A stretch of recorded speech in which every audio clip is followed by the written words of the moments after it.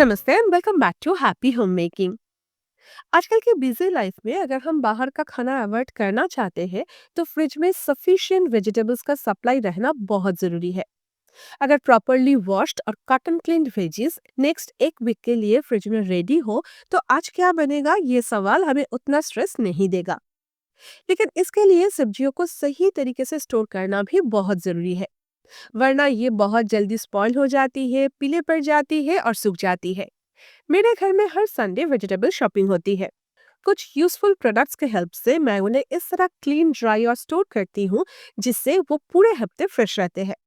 आज के इस वीडियो में मैं आप सबके साथ वही simple tips and tricks share करूंगी। अगर वीडियो पसंद आए तो इसे लाइक करना और चैनल पर अगर नए हैं तो सब्सक्राइब करना बिल्कुल ना भूलें। तो चलिए शुरू करते हैं आज का वीडियो।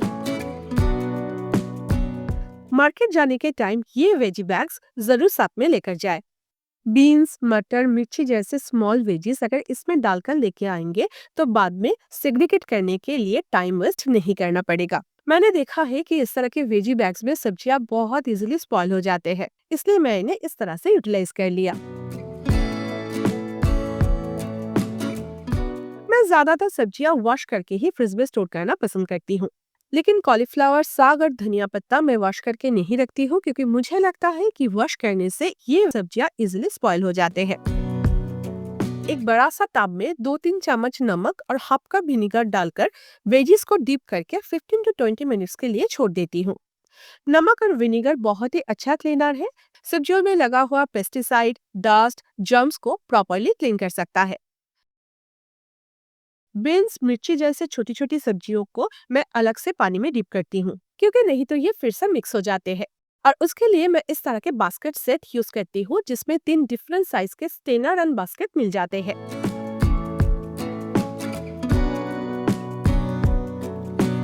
बास्केट स्टैकेबल है तो बहुत ही कम स्पेस में स्टोर हो जाते हैं। प्राइस के हिसाब से क्वालिटी भी ठीक ठाक है, काम चल जाएगा। लेकिन ऑनलाइन ऑर्डर करने से पहले एक बार लोकल मार्केट में चेक कर लीजिएगा।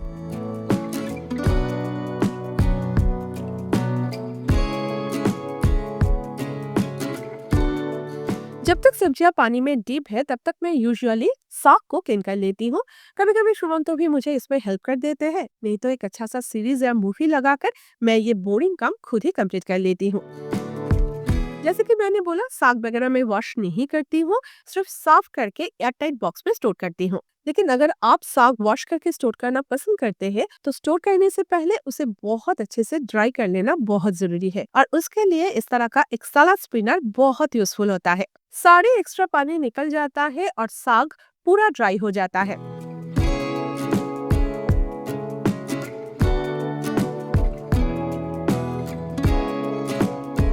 मैं ये एक्स्ट्रा स्टेप को अवॉइड करने के लिए और लीफी ग्रीन्स को और थोड़ा ज्यादा दिन तक फ्रेश रखने के लिए कुकिंग के पहले उसे अच्छे से क्लीन कर लेती हूँ।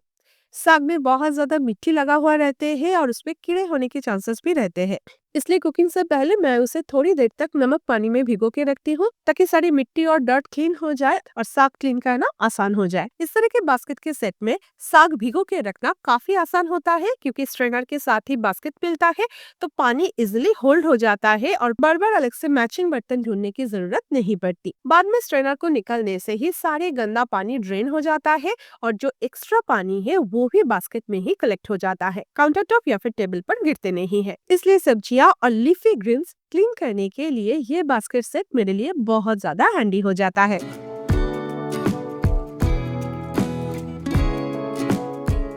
15 टू 20 मिनट्स के बाद सब्जियों को पानी से निकलकर ड्राई होने के लिए रख देती हूँ। कभी कभी मैं उसे थोड़ा वाइप करके रखती हूँ ताकि जल्दी सूख जाए।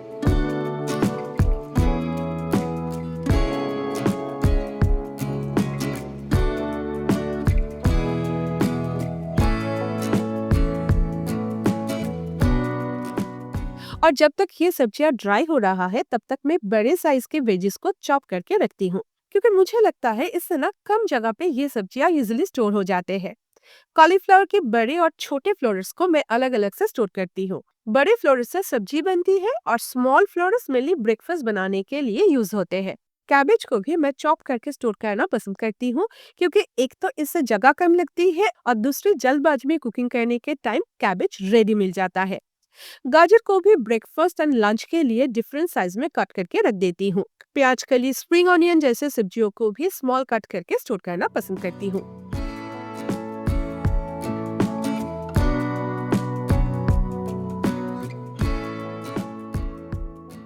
सारी सब्जियां क्लीन एंड कट हो जाने के बाद जो मोस्ट इम्पोर्टेंट स्टेप आता है, वो है इन्हें प्रॉपरली स्टोर करना। सब्जियां स्टोर करने के लिए food grade plastic boxes use करना मैं सबसे ज्यादा प्रेफर करती हूँ, क्योंकि इसमें सब्जियां ऑलमोस्ट 15 डेज तक खराब नहीं होता। जैसे कि आप देख सकते हैं कि ये लास्ट वीक में लाया हुआ स्प्रिंग अनियन, पालक और लाइम से, और सारे अभी तक फ्रेश है। अगर सब्जियां स्टोर करने के लिए मेरे पास food grade plastic box available है, तो मैं उसमें डायरेक्टली सब्जियां रख देती हूँ। अगर नॉर्मल बॉक्स रीयूज कर रही हूँ, तो सब्जियों को कपड़ों में रैप करके रखती हूँ।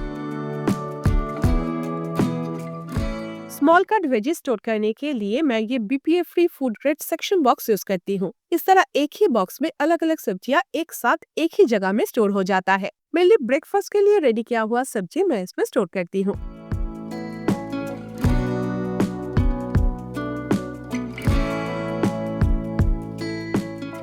बाकी के वेजेस स्टोर करने के लिए मुझे इस तरह के transparent food grade air tight boxes सबसे ज्यादा पसंद है, क्योंकि इसमें रखा हुआ वेजेस आसानी से दिख जाते हैं। एक सब्जी निकालने के लिए फ्रिज खोलकर बॉक्स का पजल सॉल्व करने की जरूरत नहीं पड़ती। मैं भी धीरे धीरे मेरे नॉन फूड ग्रेड बॉक्सेस को इस ट्रांसपेरेंट बॉक्सेस के साथ रिप्लेस कर रही हूँ।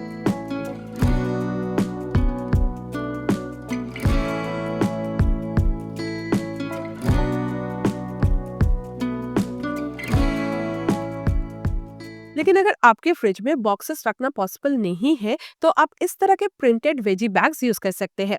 इसमें बैग के ऊपर ही सब्जियां मार्क्ड है, तो स्टोरिंग एंड एक्सेस काफी आसान होता है। मैं इसे क्वालिटी चेक करने के लिए मंगवाई थी।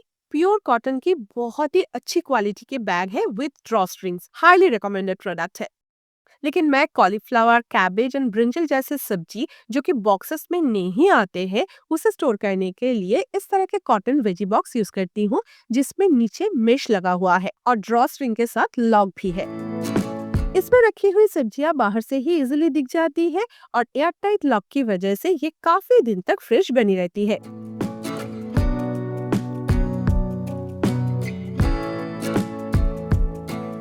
वेजी स्टोर करने के लिए दोनों टाइप के बैग्स ही हाई क्वालिटी के एंड यूजफुल बैग्स हैं। धनिया, मिर्ची, अदरक स्टोर करने के लिए अगर आप स्टील बॉक्सेस यूज करना पसंद करते हो, तो नेक्स्ट टाइम इस तरह के high quality stainless steel boxes choose करना, जिसके लिड ट्रांसपेरेंट हो। ये 3 डिफरेंट साइज में आते हैं और इसे लिड के साथ ही स्टैक किया जा सकता है, तो स्टोरिंग के लिए बहुत ही कम स्पेस यूज होता है। लिड ट्रांसपेरेंट होने के कारण इसमें रखी हुई सारी चीजें बाहर से ही दिख जाती है। नॉट ओनली धनिया, पुदीना, आप इसमें फ्रूट्स या फिर किसी भी तरह के फूड आइटम्स भी स्टोर कर सकते हो। कवर्ड बॉक्सेस में चीजें स्टोर करने से हम अक्सर भूल जाते हैं कि किसमें क्या रखा हुआ है, और बाद में जब याद आता है तो वो खराब हो चुका होता है। लेकिन इस तरह के बॉक्सेस में आपको चीजें दिखते रहेंगे, तो भूल जाने के चांसेस नहीं रहेगा।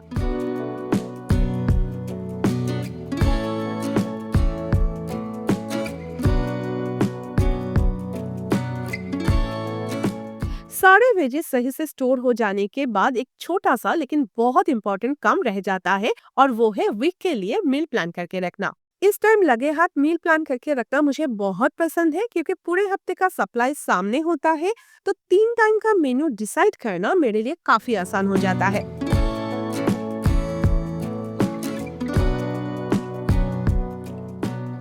बस अभी सारे बॉक्सेस को वेजिटेबल बास्केट में अरेंज करना है।